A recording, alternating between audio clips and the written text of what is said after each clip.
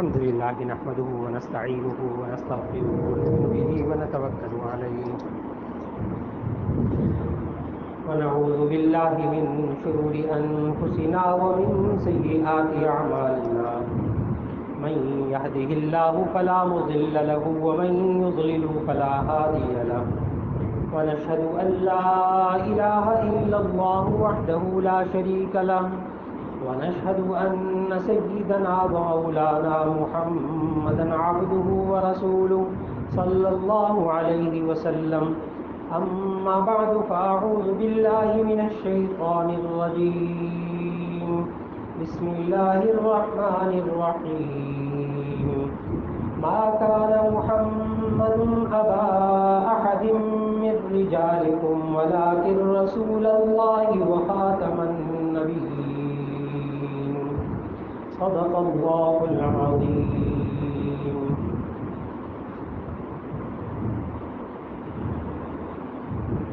محترم حاضرین کرام، اللہ رب العزت نے ہم سب کو آخری نبی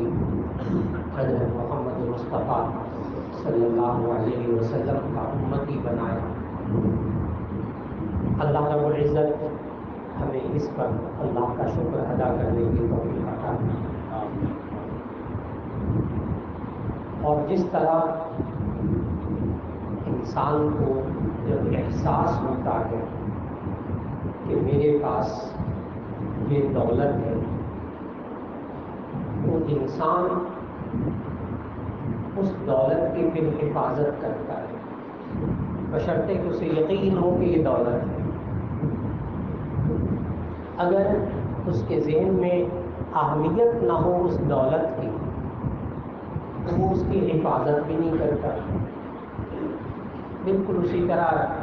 جیسے ہمارے طالب علمی کے زمانے میں جن ساتھیوں نے کتابیں مدرسے سے لی ہوتی تھیں وہ حفاظت نہیں کرتے تھے اور جن کی اپنی کتابیں ہوتی تھیں وہ حفاظت کرتے تھے. پتہ ہوتا ہے نا بندے کو، میں بھی طالب علم ہوں، آپ حضرات بھی طالب علم ہی ہیں. ساری دنیا ساری زندگی اللہ تعالیٰ آپ ہم سب کو طالب علم ہی رکھے. تو انسان کی زندگی میں جب انسان کو پتہ ہو کہ میرے پاس یہ دولت ہے تو انسان پھر اس کی حفاظت کرتا ہے. پھر انسان اس پر ڈاکہ مارنے کی اجازت نہیں دیتا. اگر انسان کو پتہ ہو کہ میں آخری نبی صلی اللہ علیہ وسلم کا امتی ہوں اور یہ میرے پاس بہت بڑی دولت ہے، پھر انسان اس پر کسی کو ڈاکہ مارنے کی اجازت نہیں دیتا. عقیدہ ختم نبوت کو پھر یہ کمزور نہیں ہونے دیتا. پھر اس عقیدے پر کسی انسان کو، کسی فرقے کو، کچھ لوگوں کو، نئے فتنے پیدا کرنے والے لوگوں کو یہ انسان کبھی اجازت نہیں دیتا. میرے عزیزان محترم، یہ بندہ ناچیز اس وقت اس بات کا یقین رکھتا ہے کہ یہ خواص کی مجلس ہے، عوام کی نہیں ہے. یہ عوامی جلسہ نہیں ہے، اس وقت یہ خواص کی مجلس ہے. اس لیے میری التماس ہے کہ آج وقت کی بہت بڑی ضرورت ہے کہ اپنے ساتھیوں کو اور خود آپ ماشاءاللہ چونکہ جڑے ہوئے ہیں ختم نبوت کے کام سے اور ان حضرات سے رہنمائی لیتے رہتے ہیں، اس لیے آپ حضرات یقیناً بہت کچھ جانتے ہیں اور بہت کچھ کر رہے ہیں اور الحمدللہ جہاں آپ کے بس میں ہوتا ہے وہاں آپ یہ خدمات انجام دے رہے ہیں. لیکن اس وقت کی ضرورت ہے کہ ان علماء کرام سے آپ ساتھی ایک باریک بات سے واقف ہوں اور اس کے ساتھ ساتھ نئے ساتھی جو اس میں کام میں شامل ہوں یا جن کو آپ شامل کر رہے ہوں ان کو وہ اصول اور ضوابط اور دلائل اور وہ خاص طور پر وہ باتیں جو آج فتنے کی صورت میں آج سامنے آ رہی ہیں اس کو سمجھنا بہت ضروری ہے. ایک فتنے کی صورت اب جو آج کل بالکل تازہ بتازہ پھیل رہی ہے، جو پہلے بھی رہی لیکن اب بہت زیادہ ہے، کیونکہ خواص کی مجلس ہے اس لیے میں تھوڑا سا کھل کر بات کروں گا کہ اب یوں کہا جا رہا ہے، بعض قادیانی یوں ورغلا رہے ہیں کہ یہ اسی طرح کا اختلاف ہے جیسے دیوبندی بریلوی اہل حدیث کا اختلاف ہوتا ہے۔ یہ آپ کو بھی سننے کو ملا ہوگا، یہ بہت بڑا فتنہ ہے۔ اس لیے آج کا دن، آج کا وقت، یہ وہ وقت ہے جبکہ ٹھیک اسی دن باقاعدہ تمام اسمبلی والے ارکان نے جب ووٹنگ ہو رہی تھی تو ایسی صورت کے اندر آپ حیران ہوں گے کہ اس وقت یہ آپ کو اکابر بتائیں گے، یہ گواہ ہیں سارے موجود تھے اس وقت یہ اکابر، کہ پوری اسمبلی میں جب ووٹنگ ہوئی ہے آخر میں فیصلے پر قادیانیوں کو غیر مسلم قرار دینے کے بارے میں جب ووٹنگ ہوئی ہے تو ایک بھی اسمبلی میں ووٹ اس کے خلاف نہیں آیا تھا، ایک بھی ووٹ اس کے خلاف نہیں آیا تھا۔ اور یہ صرف یہ نہیں ہے کہ چند ایک بیانات ہو گئے تھے اور چند ایک اسمبلی والے بولے تھے اور چند علماء نے بیٹھ کر بات کر لی تھی، ان کی تقاریر سے متاثر ہو کر یہ ایک دم جناب ایسا ماحول بن گیا، ایسا نہیں ہوا۔ حضرت مولانا اللہ وسائل صاحب دامت برکاتہ نے کتنی جلدوں میں وہ لکھا پورا اسمبلی کی کارروائی؟ 5 جلدیں، ضخیم جلدیں 5 ہیں کہ جن کے اندر پوری کارروائی لکھی، بڑی محنت کے ساتھ حضرت اللہ وسائل صاحب دامت برکاتہم نے، اللہ تعالیٰ ان بزرگوں کی عمر میں برکت فرمائے، ہمارے سروں پہ سلامت رکھے، وہ سارا خفیہ ریکارڈ ایک ایک چیز حاصل کی کہ کس طرح آغاز ہوا اس بات کا اور کس طرح وہ جناب نگر کی اس ریل گاڑی کے طلباء کو کس طرح اتارا گیا، کس طرح ان کو زخمی کیا گیا اور کہاں سے بات چلی اور کہاں سے اسمبلی میں بات پہنچی، اور پھر وہاں سے جب اسمبلی میں بحث شروع ہوئی اس مسئلے پر تو پھر جناب ان حضرات نے اکابر نے بھی دلائل دیے اور پھر اس کے بعد ان اکابر نے باقاعدہ ان مخالفین کو اسمبلی میں بلایا اور اسمبلی میں بلا کر ان قادیانی سربراہوں کو یہ کہا کہ اپنا مدعا بیان کرو، اپنا دعویٰ بیان کرو۔ پھر اس کے بعد اس پر جو دلائل اور جوابات دیے گئے، ایک وقت ایسا آتا تھا وہاں ان دلائل کو سن کر کہ وہ لوگ جو اسمبلی میں موجود تھے ان کو بھی اندازہ نہیں تھا اس بات کا کہ یہ کس قدر غلیظ لوگ ہیں، ان کو اندازہ نہیں تھا اس بات کا۔ انہوں نے تو یہ باتیں، بہت سارے اسمبلی کے ارکان نے تو یہ باتیں سنی ہوئی بھی نہیں تھی، ان کے وہم و گمان میں بھی نہیں، بس وہی تھا ٹھیک ہے مولانا حضرات کبھی کبھی کسی کے خلاف بول لیتے ہیں، کوئی مولوی کسی کے خلاف بولتا ہے، کوئی مولوی کسی کے خلاف بولتا ہے، یہ بھی اسی طرح ہی ہے۔ لیکن میں نے عرض کیا کہ یہ اس طرح نہیں ہے، اور یہ جو اصل بات ہے بیچ میں کہ اس وقت اسمبلی کے اندر چونکہ فریقین نے دلائل دیے اور دلائل دینے کے بعد ان کی کتابوں کے حوالے اور ان کی کتابوں کو سامنے پیش کر دیا، اور خود جو ان کے سربراہان تھے ان کو اسمبلی میں آنا پڑا اور جواب دینا پڑا، اور ان ارکان اسمبلی کے سامنے وہ گول مول بات نہیں کر سکے، نتیجہ یہ ہوا کہ پوری اسمبلی نے پھر متفقہ فیصلہ کیا تھا کہ یہ قادیانی چاہے وہ لاہوری ہوں، چاہے وہ اپنے آپ کو احمدی کہتے ہوں، چاہے وہ مرزائی کہتے ہوں، وہ بہرحال غیر مسلم ہیں اور آئینی طور پر ان کو غیر مسلم قرار دیا گیا۔ اور عوام کو کب پتہ چلا کہ جب ٹھیک 5 بجے ریڈیو پاکستان نے سب سے پہلے خبر نشر کی تھی۔ مجھے اب ریڈیو سے وابستہ تقریباً 37 سال ہو چکے، تو ریڈیو پاکستان کے ریکارڈ میں یہ بات موجود ہے کہ ان قادیانیوں کو غیر مسلم قرار دینے کا پتہ عوام کو 7 ستمبر شام 5 بجے کی خبروں سے پتہ چلا، پہلی مرتبہ عوام کے سامنے یہ بات ہوئی۔ یہ وہ دن ہے جو آپ آج بیٹھے ہوئے ہیں، اتنی آسانی سے نہیں ہوا یہ والا کام، یہ بڑی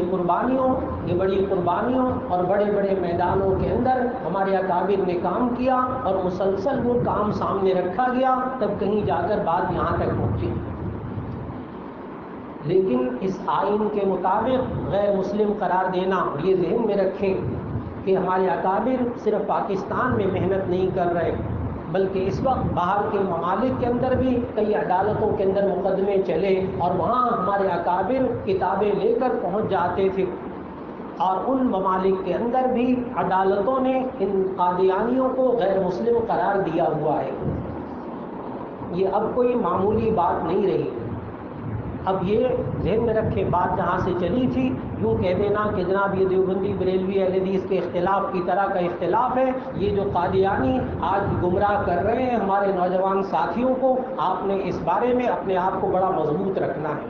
کہ یہ وہ والا مسئلہ نہیں ہے، یہ ایمان اور کفر کی جنگ ہے اور یہ ارتداد کا فتنہ ہے۔ اور اب تک اہمیت کے ساتھ آپ نوجوان ساتھی یہ ذہن میں رکھو بات کو اچھی طرح، علماء یہ سب اکابر موجود اور یہ اکابر تصدیق بھی کریں گے اس بات کی کہ سب سے پیچیدہ مسئلہ قادیانیوں کا یہ ہے کہ وہ اپنے آپ کو غیر مسلم نہیں قرار دیتے، وہ اپنے آپ کو مسلمان کہتے ہیں اور آپ کو اور ہمیں غیر مسلم قرار دیتے ہیں۔ پیچیدہ ترین مسئلہ تو یہ، اس لیے ہمارے اکابر بار بار اپنی تقاریر میں عوام کے سامنے بھی یہ بات کہہ چکے کہ آج قادیانی اپنے آپ کو غیر مسلم قرار دے لیں تو ایسی صورت میں جس طرح اور اقلیتوں کو حقوق حاصل ہیں اس طرح ان کو بھی یہ حقوق حاصل ہو جائیں گے۔ جی مولانا بالکل ایسی بات کہ آج وہ اپنے آپ کو غیر مسلم قرار دے لیں تو ایسی صورت کے اندر یہ سب کے سب اقلیت میں شمار ہو جائیں گے۔ اور ذہن میں رکھیں کہ پاکستانی آئین میں یہ بات شامل ہونے کے بعد بات یہیں رکی نہیں، پھر آپ ساتھیوں کو قانونی نقطہ نظر سے میں عرض کر رہا ہوں باتیں تاکہ آپ عوام کے سامنے ڈٹ کر بات کر سکو۔ دیکھو ایک ہے آیات اور احادیث کے حوالے سے، ایک ہے جو میں بات عرض کر رہا ہوں آئین اور قانون کے حوالے سے۔ یہ آئین پاس ہونے کے بعد کہ ان کو غیر مسلم قرار دے دیا گیا، اس کے بعد شناختی کارڈ کا جو فارم ہے، شناختی کارڈ کا جو فارم ہے اس فارم کے اندر آپ لوگوں نے کئی بار دستخط کیے، آپ کے کئی بار شناختی کارڈ بنے، لیکن کاش کہ اس کو پڑھ لیا ہوتا، کاش پڑھ لیا ہوتا۔ اس کی عبارت کیا ہے؟ جہاں دستخط کرتے ہیں اس کے نیچے جو خانہ بنا ہوا ہے پورا، اس کے الفاظ یہ ہیں کہ میں آخری نبی حضرت محمد مصطفیٰ صلی اللہ علیہ وسلم کو اللہ تعالیٰ کا آخری نبی مانتا ہوں، اور پھر آگے مرزائی، احمدی، لاہوری فرقے سے میں تعلق نہیں رکھتا، وہ پورا دستخط کرتا ہے، تب اس کو مسلمانوں والا شناختی کارڈ جاری ہوتا ہے۔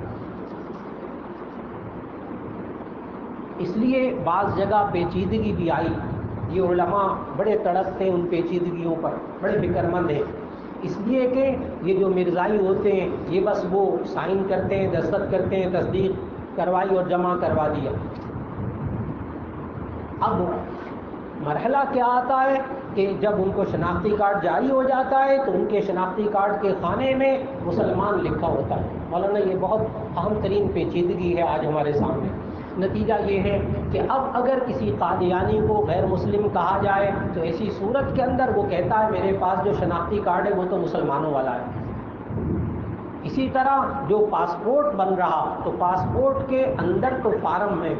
خانہ بنانے کے بجائے جب آپ فارم اس کا اندراج کرتے ہیں، اب پاسپورٹ کا فارم ختم ہو گیا، اب پاسپورٹ کا فارم نہیں ہوتا، اب یہ ہے کہ آپ نے شناختی کارڈ دیا، شناختی کارڈ جب جمع کرواتے ہیں تو وہاں ایک دم سارا آپ کا جتنا ڈیٹا ہے وہ سارا فلیش ہو جاتا ہے، چمکنے لگتا ہے کمپیوٹر پر، وہی فارم ہے۔ وہ آپ سے سوالات کرتے ہیں، آپ کا نام، آپ کی والدیت، والدہ کا نام، فلاں پتہ وغیرہ، اور اس کے ساتھ ایک خانہ بنا ہوا ہے ابھی بھی اس کے اندر پاسپورٹ کا فارم جو وہاں کمپیوٹر کے اندر ہوتا ہے اس میں اب بھی وہ خانہ بنا ہوا ہے کہ آپ کا مذہب کیا ہے۔ چنانچہ وہاں بھی وہ گول مول کر جاتے ہیں اور ان کو جب پاسپورٹ بھی جو جاری ہوتا ہے وہ مسلمانوں والا جاری ہو جاتا ہے۔ یہ آج کل پیچیدگیاں، تو آپ ساتھی شناختی کارڈ میں اگر وہ مسلمان لکھا ہو لیکن آپ کو پتہ چل جائے اس کی حرکتوں سے، اس کے اعمال سے، اس کی باتوں سے کہ یہ مرزائی ہے، یہ قادیانی ہے، یہ احمدی ہے، یہ لاہوری فرقے سے تعلق رکھتا ہے، سمجھ لو کہ آئین کے مطابق یہ کافر ہے، آئین کے مطابق یہ مسلمان نہیں ہے، اور اس سے بچ کر رہو، اس سے بچ کر رہو۔ ہاں اپنے اکابر کو بتاؤ، رابطہ رکھو، اس کے لیے ان اکابر سے رہنمائی لے کہ اگر آپ کے ساتھی کوئی ایسے ساتھی سے مل جائیں، اسکولوں میں، کالجوں میں، ظاہر مدارس میں تو نہیں ایسے ساتھی ملتے، لیکن آپ کو جہاں آپ کا ہاسٹل ہو، جہاں آپ رہتے ہو، ان لوگوں کی جو آماج گاہیں ہیں، ان لوگوں کے جو اڈے ہیں، وہ سرکاری کالج اور اسکول اور یونیورسٹیز ہیں۔ ان لوگوں کے جو اڈے ہیں وہ کھیل کے میدان ہیں، ان لوگوں کے جو اڈے ہیں وہ نیٹ کیفے ہیں، نیٹ کیفے اور یہ تمام تفریح کی جگہیں جہاں نوجوان پھرتے ہیں، یہ ان کے جال ہیں، ان کے اڈے ہیں، اور وہاں وہ بہلاتے ہیں، پھسلاتے ہیں اور پیسہ لگاتے ہیں اور تعیش فراہم کرنے کی کوشش کرتے ہیں۔ یہاں تک کہ ابھی کچھ عرصہ پہلے یہ شیشہ کیفے بند کیے گئے، شیشہ کیفے رات کو 2 بجے 3 بجے تک قابل ترین نوجوان، بڑے اچھے خاندانوں کے نوجوان یہ شیشہ پیتے تھے، وہ چھوٹا والا حقہ، اور اس میں نشے وشے کی چیزیں ملاتے تھے۔ یہ بھی ان کے بڑے اڈے بن چکے تھے قادیانیوں کے۔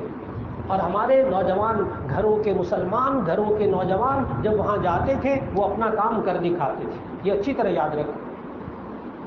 انہوں نے جس طرح ایمان پر ڈاکہ ڈالنے کی کوشش کی ہے، ہمارے نوجوان ساتھیوں کے آج بہت خبردار ہونے کی ضرورت ہے، اور اس کام کو، ختم نبوت کے کام کو سمجھنے کی ضرورت ہے۔ ایک ایک ساتھی کو اللہ رب العزت جزائے خیر عطا فرمائے کہ وہ جس طرح اپنے اکابر کے مشورے سے اور ان کی رہنمائی لے کر وہ ختم نبوت کے کام کو جاری رکھا ہوا ہے۔ میں عرض کروں گا کہ اپنا قیمتی وقت نکال کر ان ساتھیوں کے پاس وقت دیں، ان سے سیکھیں، اور جہاں کہیں اشکالات وہاں سے سامنے آئیں یا کچھ احباب کی طرف سے باتیں سامنے آئیں تو ان کے مبلغین تیار رہتے ہیں۔ ابھی حالیہ واقعہ، کچھ عرصہ پہلے کا واقعہ، جگہ وغیرہ بھی ان اکابر کے ذہنوں میں ہے، آپ سب ساتھیوں کو بات بتانی مقصود ہے کہ اس علاقے کے اندر ناروال کا وہ علاقہ محمود صاحب، تو وہ اس علاقے کے اندر ایک جگہ، ایک گھر انہوں نے لیا، ان کے 4-5 گھرانے کے افراد تھے، ان کو انہوں نے قادیانیوں کی طرف مائل کیا، قادیانی کی طرف مائل کر کے اس کو باقاعدہ مرکز بنانے لگے، باقاعدہ مرکز بنانے لگے، اور باقاعدہ وہاں پولیس بھی آ چکی۔ جب ہمارے ساتھیوں نے جا کر وہاں، ہمارے جامعہ شفیع کے فاضل وہاں ساتھی موجود تھے، اسی محلے کے اندر، اسی علاقے کے اندر، ان کی جرأت دیکھیں، اور پھر جب وہ 4-5 ان کے ہتھے میں چڑھ گئے تو انہوں نے پھر پولیس کو بلا لیا۔ جب انہوں نے مخالفت کی، انہوں نے کہا نہیں، یہ تو ہم اپنی عبادت کریں گے، ہم اپنی تبلیغ کریں گے، ہمیں اجازت دیں، ہم بھی دین کا کام کرتے ہیں۔ پولیس بھی ساتھ مل گئی۔ نتیجہ یہ ہوا کہ وہاں اس علاقے کے اندر اتنی کشیدگی ہونے لگی کہ یہاں تک کہ لاہور سے الحمدللہ مبلغین تشریف لے گئے اور جا کر ان گھر والوں پر محنت کی،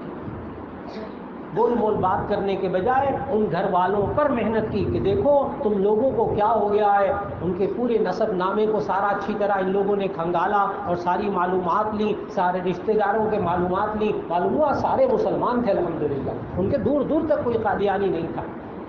چنانچہ وہاں ان بزرگوں نے محنت کی، ان کو سمجھایا تو ان کی آنکھیں کھل گئیں گھر والوں کی۔ جب گھر والوں کی آنکھیں کھل گئی کہ واقعی یہ تو ہمیں قادیانی بنا دیا، ہمیں مرزائی بنا دیا، تو ایسی صورت کے اندر ان گھر والوں نے مخالفت کی۔ نتیجہ یہ ہوا کہ وہ اڈا وانی بن سکا الحمدللہ، اور تمام تائب ہو گئے وہ۔ میرے ساتھیوں، آج اس طرح محنت کرنے کی ضرورت ہے، اور جو ساتھی بچھڑ گئے، چند ایک ساتھی ایسے سامنے آئے کہ جن کو لڑکیوں کی، کھل کر بات کروں گا، جن کو لڑکیوں کی سہولت فراہم کی گئی، شادیاں کی گئیں، اور پھر ان کو ایک دم ملک سے باہر نکال دی۔ جو ذرا اہمیت کا حامل، کوئی ڈاکٹر وغیرہ، کوئی انجینئر وغیرہ، کوئی اس طرح کے ہیں، ذرا پڑھے لکھے قابل ہیں، ان کو باہر نوکریاں بھی آسانی سے مل جائیں گی، ان کو بس لڑکیوں کے ساتھ لگا کر، قادیانی لڑکیوں کے ساتھ ملا کر جال میں پھنسا کر ان کو نکالا ملک سے باہر۔ یہ سب کچھ ہو رہا ہے، لیکن اس کے لیے آپ ساتھیوں سے گزارش ہوگی کہ بہت جاگ کر اور اپنے اکابر سے اس محنت کو سیکھ کر عقیدہ ختم نبوت کے کام میں جڑنے کی کوشش فرمائیے گا۔ اللہ رب العزت ان تمام بزرگوں کا سایہ ہمارے سروں پہ سلامت فرمائے، اور پھر اس کے بعد اس عقیدہ ختم نبوت کے بارے میں ذہن میں رکھیے گا کہ اس لاہور کے اندر بھی خاص طور پر بہت زیادہ کام کرنے کی ضرورت ہے۔ اللہ رب العزت تمام مبلغین کو، تمام عقیدہ ختم نبوت کے کام کرنے والے حضرات کو اللہ تعالیٰ جزائے خیر عطا فرمائے، اور یہ سوچ کر، یہ ایمان رکھ کے، میں خود بھی اس وقت حاضر ہوا، اسی ایمان کے ساتھ حاضر ہوا کہ یہ میری نجات کا ذریعہ بن جائے، یہ میری نجات کا ذریعہ بن جائے گا انشاءاللہ۔ تو آخر دعوانا الحمدللہ رب العالمین۔